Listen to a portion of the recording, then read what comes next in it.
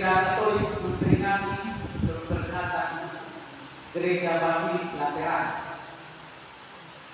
Kalau kita pernah dengar basilik atau basilika, itu adalah gedung gereja yang besar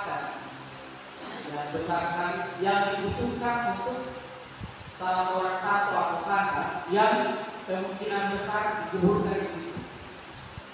Di basilika itu gereja besar.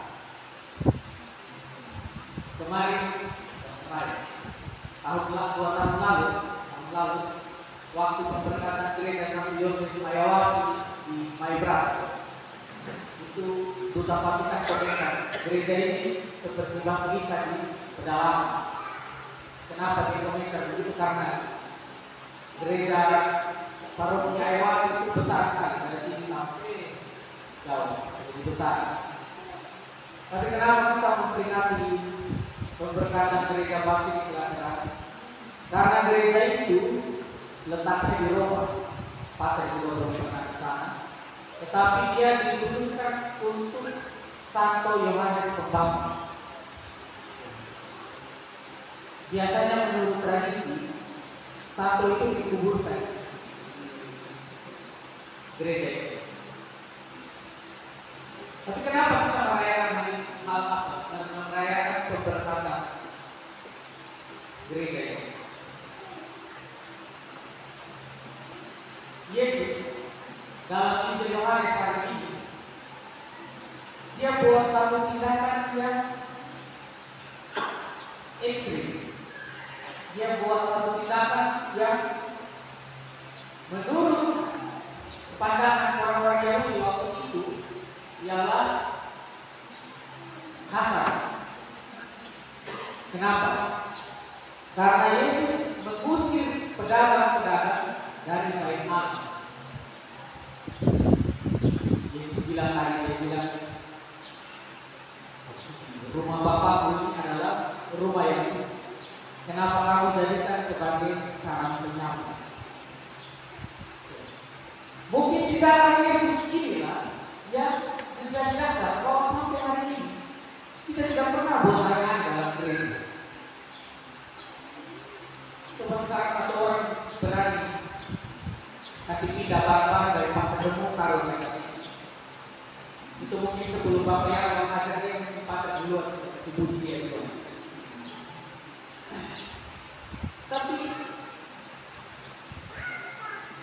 kita mengkuduskan atau mensakralkan rumah Tuhan bukan sekedar karena aturan, tapi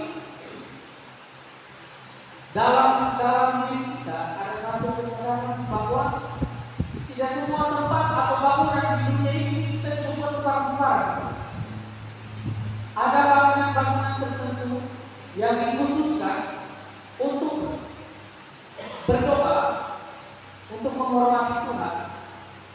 Dan dari tempat itu kita yakin dan percaya bahwa kita memperoleh penyertaan atau berkat dari Tuhan itu sendiri. Dan dengan memperingati pemberkatan gereja-gereja, kita mengagungkan kembali tindakan Yesus yang mengusir orang-orang yang mengotori bait Allah. Sampai Yesus bilang begini, cinta akan rumah menghanguskan aku. Di rumah Tuhan itu kudus.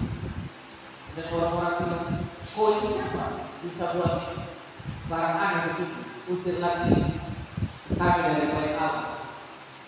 Yesus bilang, masyarakat, kamu bongkar bait Allah ini, dan dalam 3 hari aku akan membangun kembali. Injil Yohanes di situ. Yang dimaksudkan oleh Yesus adalah tubuhnya sendiri. Pesan Injil Yohanes mengajarkan kepada kita sekalian, kalau kita mensakralkan atau kita menghargai dan menguruskan rumah Tuhan ini sebagai tempat Allah berdiam, maka kita juga harus mensakralkan tubuh kita sebagai tempat juga Allah berdiam, Roh Kudus berdiam. Jadi kita diminta supaya jangan mengotori tubuh kita dengan perbuatan-perbuatan yang tercela, perbuatan-perbuatan yang tidak baik. Karena Yesus bilang, yang buruk itu adalah segala sesuatu bukan yang masuk, tapi yang keluar dari dalam tubuh manusia.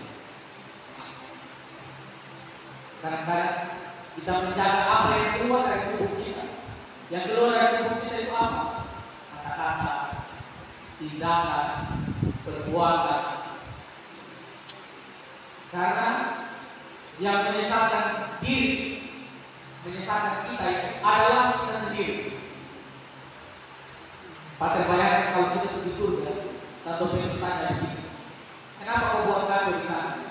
Kenapa kau buat begini? Kemudian kita jawab bilang, itu karena saya punya teman kompleks yang ada.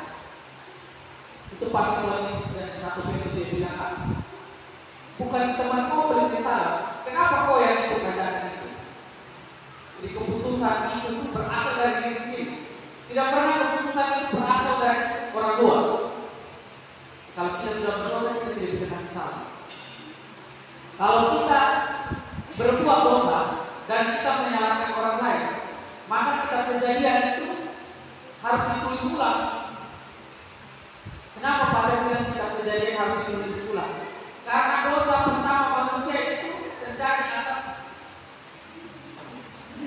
salah menyalahkan. Sudah dilarang supaya jangan makan buah di pohon terlarang. Tuhan Yesus tanya, ada.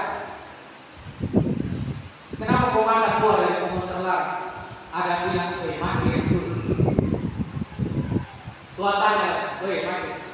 Kenapa kau kenapa kau makan buah terlarang? Dia bilang, ular dari kilo 10. Dia yang suruh saya makan. Sampai Tuhan lalu 2 minggu. Tanya satu dan satu, tanya satu lagi dan satu, tanya satu lagi bilang dari ular. Ini nanti putar-putar macam rantai makan. Menjaga diri seperti menjaga bayi.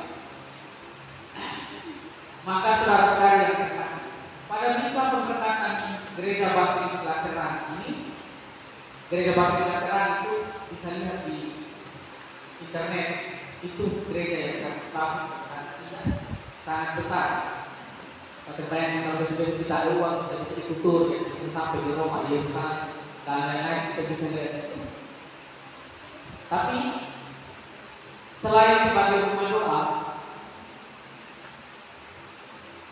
gedung-gedung gereja seperti kita punya gedung gereja yang masih baru, kita peringati sebagai bangunan rohani, tempat kita bertemu dengan Tuhan dan juga menjadi biasa diri kita bahwa kita ini juga adalah tempat Allah berdiam, sehingga kita semakin menjaga diri kita dalam harapan, iman dan kasih sebagaimana gedung gereja ini.